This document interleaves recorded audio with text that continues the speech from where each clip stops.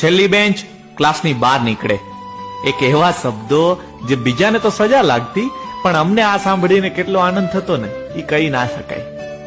છેલ્લી બેન્ચ એટલે બહાદુરોની ટોળી, છેલ્લી બેન્ચ એટલે હાસ્યની ગોળી.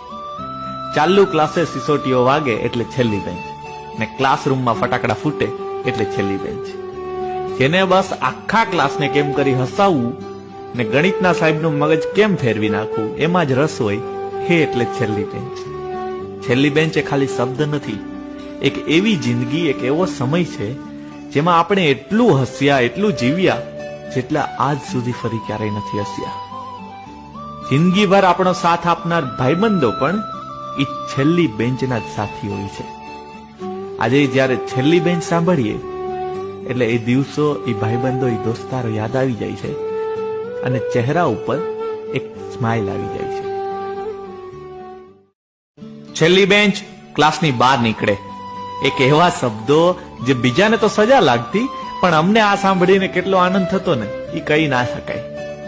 છેલ્લી બેન્ચ એટલે બહાદુરોની ટોળી, છેલ્લી બેન્ચ એટલે હાસ્યની ગોળી.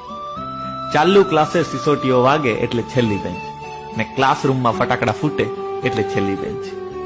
જેને બસ આખા ક્લાસને કેમ કરી હસાવવું ને ગણિતના સાહેબનું મગજ કેમ ફેરવી નાખવું એમાં જ રસ હોય, હે એટલે છેલ્લી બેન્ચ.